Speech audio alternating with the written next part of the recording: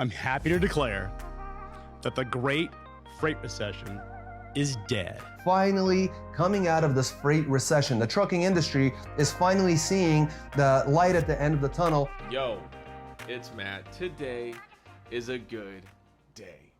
If you're in the freight industry, buckle up because we're finally seeing the light at the end of the tunnel.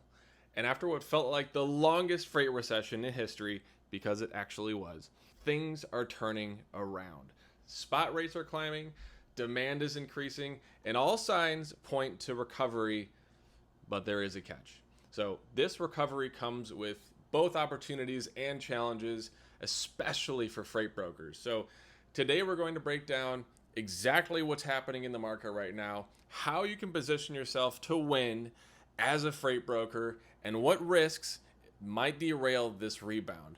And trust me, you're going to want to stick around for this one because the game is changing very quickly right now. Oh, and really quick, if you appreciate me pulling this together, the most up-to-date insights for you in one place, do me a favor, please hit the like button. It's free, it takes a second, and it helps more find this video. Plus, as a thank you, here's this. Let's rewind. This freight recession was no joke, okay? Spot rates, those one-off rates for moving a shipment as opposed to long-term contract rates, those hit rock bottom. Last year, it was at $1.54 per mile on average. So for perspective, that's about 30% lower than the $2.20 per mile we typically see in a healthy market. So when rates drop that low, freight brokers face tighter margins and tougher negotiations with carriers. But here's the good news. Things are finally starting to shift.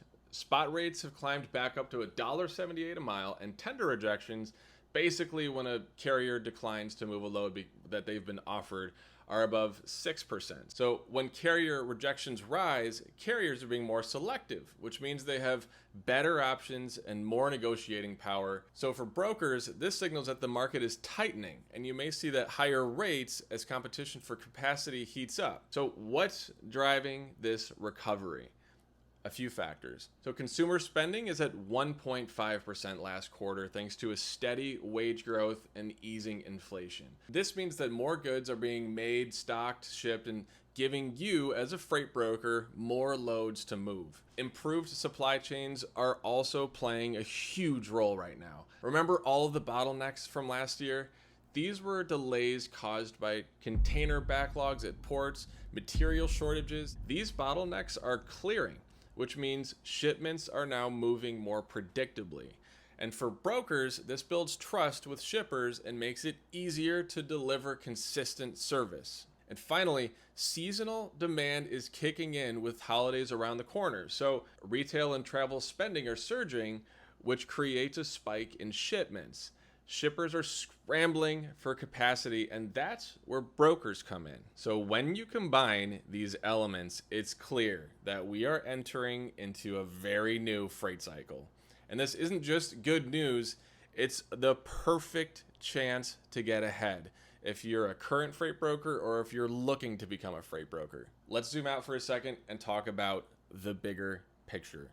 The U.S. economy grew at a solid 3% last quarter, marking the fastest rate in nearly 2 years. And this surge was driven by strong customer spending, which grew at a 2.8% annual pace, and robust business investment. Inflation has also dropped significantly compared to 2 years ago.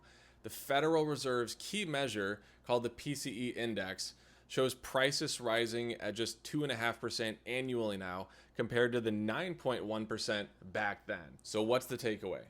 For freight brokers, this is a golden opportunity. The combination of rising rates and increasing demand means higher margins and more consistent volume. Industry insiders expect contract freight volumes to rise significantly in the coming months. So if you're not already locking in contracts now, you could be missing out on securing very favorable rates before demand pushes prices even higher. So shippers right now are actively seeking brokers who can deliver consistency. So if you've been reliable through the downturn, you're in a prime position to expand your client base right now. And if you're new, this is the perfect time to show your dependability. Look into specialized freight markets like pharmaceuticals or fresh produce or e-commerce. These niches are less volatile and often pay higher rates. And for example, e-commerce sales are projected to hit $6.09 trillion in 2024, marking it one of the fastest growing sectors. But before we get too excited, let's talk about the risks. Fuel prices remain kind of a wild card right now. In 2022, diesel prices skyrocketed by 55%, and any similar spike could cut into profits.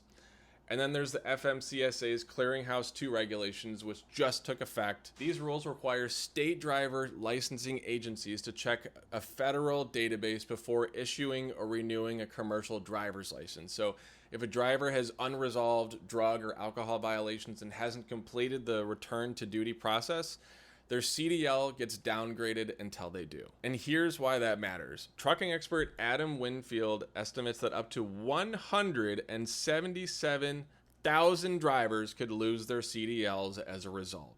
So fewer drivers means fewer trucks on the road, which leads to tighter capacity. So tighter capacity typically pushes rates higher as carriers gain more control over which loads they accept.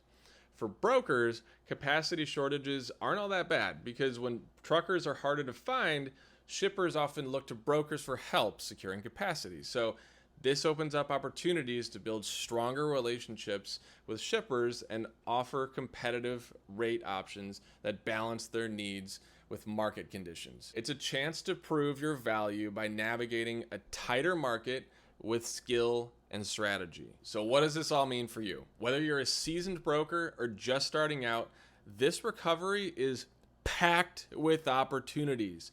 Focus on building strong carrier relationships, find your niche, and stay ahead of market trends. And if you found this helpful, please make sure to hit the like button and subscribe for more updates. Thank you for watching, and let's make 2025 your most profitable year yet.